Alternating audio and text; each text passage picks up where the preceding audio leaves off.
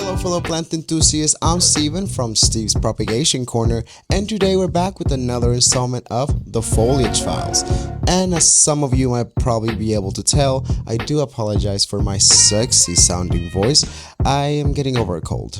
It sucks, I know. Anyway, we're gonna push through it and we're going to dive into it. Let's get right into it. I'm sick. Boo, you whore. Have you ever wished you can turn one plant into many? Well, with plant propagation, you can. It's an incredible way to expand your plant collection without spending a dime. Promote sustainability and experience the joy of watching life take root. No pun intended. Well, all the puns intended actually. So, if you can't afford eggs, maybe you can afford to get more plants for free. So, there's a hack. But before you grab those scissors and start snipping away like a crazy person, let's talk about some common mistakes that can turn your propagation dreams into nightmares. Trust me, I've made my fair share of mistakes, and today I'm gonna try to help you avoid them. Thank you for joining me. Let's get started.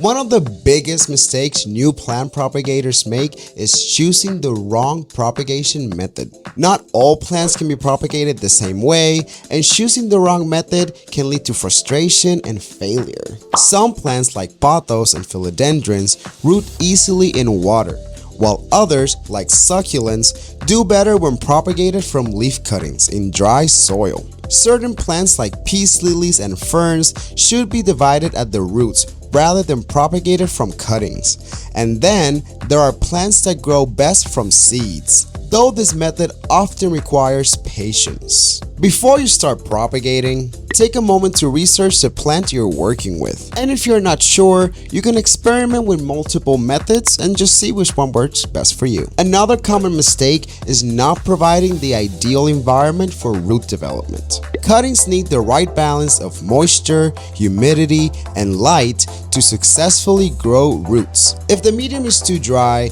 the cutting will struggle to develop roots, but if it's too wet, it can rot before it even gets a chance. Many plants thrive in high humidity during propagation, so using a plastic bag, a humidity dome, or even placing the cuttings in a bathroom with indirect light can help. Speaking of light, it is crucial to find the right balance. Too much direct sun can dry out or scorch the cutting, while too little light can slow root growth. Temperature also plays a role. Most cuttings prefer a warm environment between 65 and 75 degrees Fahrenheit. If your home is on the cooler side, a heat mat can provide that extra warmth to speed up rooting. One mistake that often goes unnoticed is using contaminated tools and materials. This might not seem like a big deal, but dirty tools and reused pots can introduce bacteria, fungi, and pests that will sabotage your cuttings before they even get a chance to grow.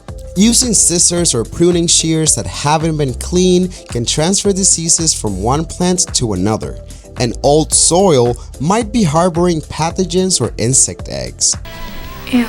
Even if you're propagating in water, leaving it stagnant for too long can lead to bacterial buildup and root rot. You do not want root rot, that's bad. To prevent these issues, always sanitize your tools with rubbing alcohol before making cuts. Use fresh, well-draining soil and change water regularly when propagating in jars or glasses.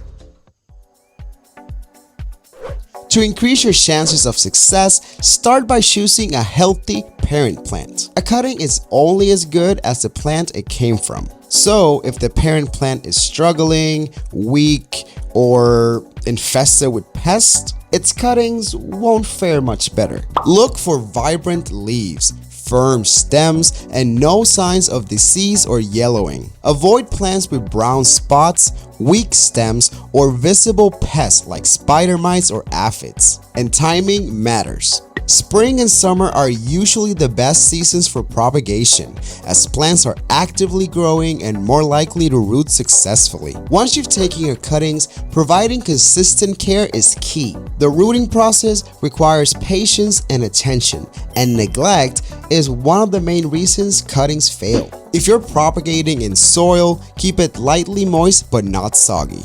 If you're using water propagation, change the water every 2 to 3 days to prevent bacterial buildup. Place the cuttings in bright indirect light, as too much direct sunlight can dry them out, while too little light will slow root development. If you're using a humidity dome, make sure to open it occasionally to allow for airflow, as too much trapped moisture can encourage mold growth. And a great way to check if your cuttings are rooting, give them a little tug in a couple weeks, and if you feel resistance, roots are forming. And finally, be patient. Propagation isn't always instant. Some plants like pothos or coleus root in just a week or two, while others like Hoyas or fiddle-leaf figs can take months. It's easy to get discouraged if you don't get immediate results, but remember, propagation is a slow and steady process. Keep monitoring your cuttings, make small adjustments when needed, and don't give up too soon. Sometimes, all they need is a little extra time. Even when you do everything right, things can still go wrong. Overwatering is one of the most common issues when propagating plants. If your cuttings are turning brown and mushy or have a foul smell, they're likely drowning. Cuttings don't need as much water as mature plants, and too much moisture can cause rot before roots have even a chance to form. If you're propagating in water, try using a smaller container or changing the water more frequently. If the cutting is in soil, make sure the pot has drainage holes and that you're allowing the top layer of soil to dry out slightly between waterings. On the flip side, underwatering can also be a problem. If your cuttings are dry, shriveled, or have limp leaves, they're likely not getting enough moisture. This can happen if you forget to mist them or the surrounding air is too dry. Increasing humidity by placing the cuttings in a plastic bag or misting them lightly can help. Just be careful not to overdo it. You want moisture, not a swamp. Another issue to watch out for is pests and diseases. Even small pests can wreak havoc on small cuttings, and fungal infections can spread quickly in high humidity. Common culprits include spider mites, aphids, and fungus gnats, all of which can weaken cuttings before they have a chance to grow roots. Look for signs like tiny webs, sticky residue, or black spots on leaves. And if you do notice pests, treat the cuttings with neem oil, insecticidal soap, or a simple rinse with water. And for fungal issues, ensure good airflow and avoid overcrowding cuttings in one container. God, my voice, fucking hate it. Sorry guys, it's cold, I swear. I should be better by next week, so hopefully by next week you won't have to put up with this again. Ugh, it's horrible. And there you have it, folks. Plant propagation is an exciting and rewarding journey, but success doesn't always happen overnight. By choosing the right method, creating the ideal environment, keeping your tools clean, and most importantly, practicing a little bit of patience, you'll be setting up yourself for success. And remember, even the most experienced plant lovers experience setbacks, but every mistake is just another step towards becoming a better grower. I'd love to hear about your propagation successes, your challenges, or if you have any other tips or recommendation that you'd like to share, go ahead and let me know in the comments below.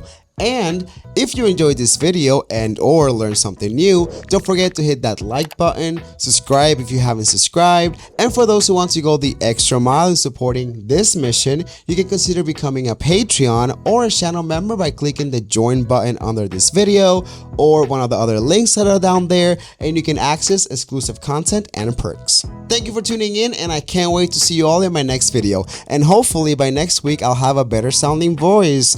Thank you for putting up with my raspy, sexy voice, and yeah, I'll see you in the next video. Remember, keep growing, keep thriving. See you in the next video.